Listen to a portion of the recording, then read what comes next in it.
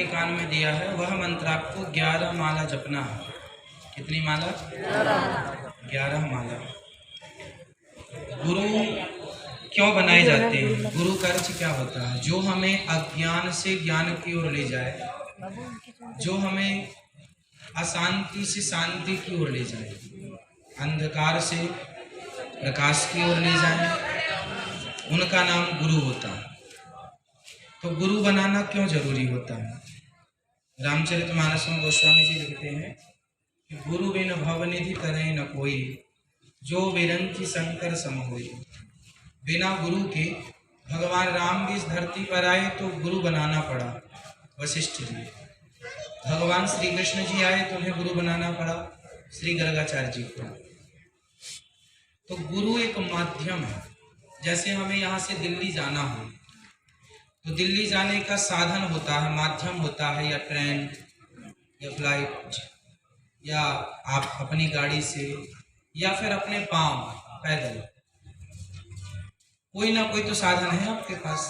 Cycle, बिना साधन के क्या जाया जा सकता है?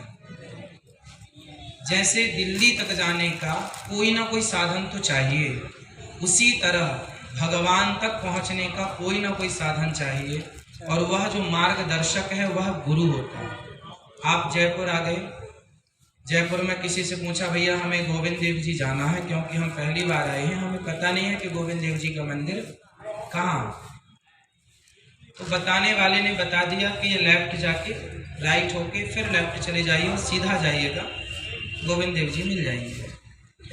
तो वह आदमी बहुत देर से भटक रहा था, पर एक आदमी ने बता दिया कि यहाँ से जाना है, पहुँच गया, है ना।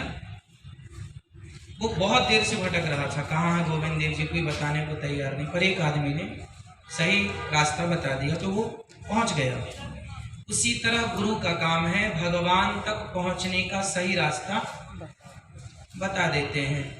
आप और हम तो कई बार से भटक रहे हैं, बहुत जन्मों से भटक रहे हैं, पर सच्चे गुरु का कार्य यही है कि वह रास्ता बताए कि किस रास्ते से ईश्वर तक जाना है। तो आज आपको वह रास्ता बताया जाएगा जिस रास्ते से ईश्वर तक पहुंचा जा सकता है, और इसी प्रोसेस का नाम गुरु मंत्र होता है।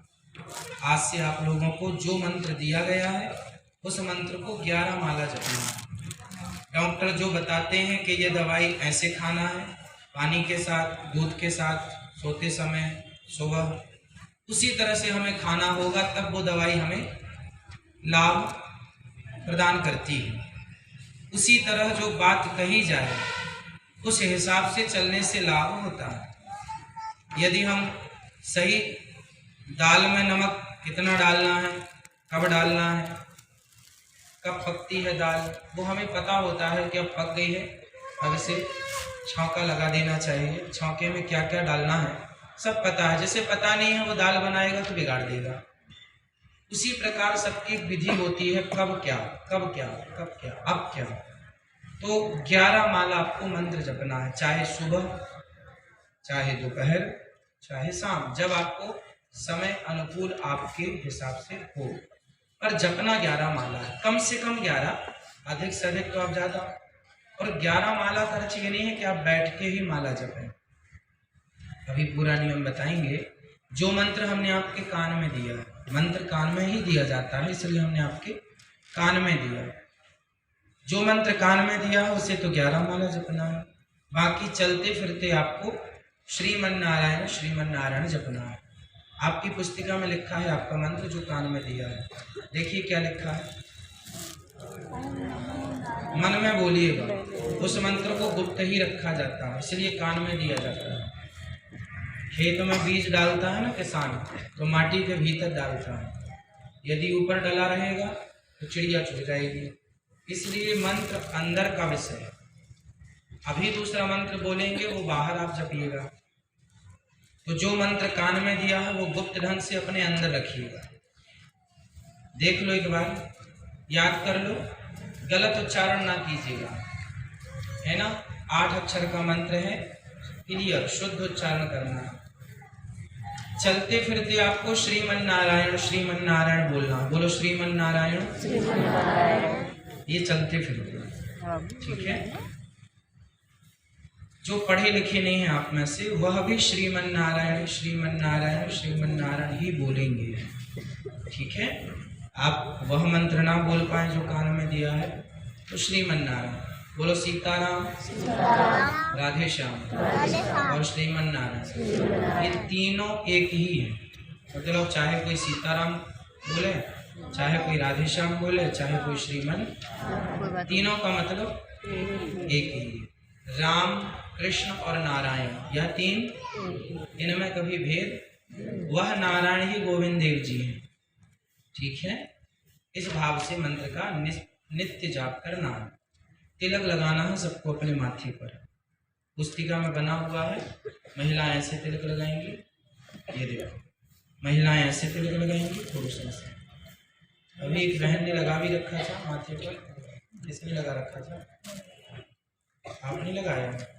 हाँ, तो ऐसे तिलक लगाना है माथे पे। नीचे व्हाइट कलर का ये तिलक, ये व्हाइट कलर का है, ये भगवान श्रीमन नारायण के चरण कहलाते हैं। और यह जो लाल है यह माता लक्ष्मी जी कहलाती हैं। पुरुष ऐसे, ये तिलक भगवान के चरण है सफेद और बीच में लाल माता लक्ष्मी, इसलिए तिलक लगाना चाहिए सबको, तिलक लगाना ही चाहिए। मुसलमान टोपी लगाता है, उसे शर्म नहीं आती ना, फिर आपको तिलक लगाने में शर्म नहीं आनी चाहिए। गलत काम करने में शर्म आनी चाहिए, अच्छे काम करने में नहीं। अच्छे काम तो गर्व से करना चाहिए। ठीक है, अब विस्तार से और जानकारी आपको अब दी जाएगी। अब सभी लोग बैठ जाइए। मिलना किस किस को है? बाकी आपने तो मंत्र ले लिया, हम रोज मिलेंगे आपसे। ठीक है, बताइए।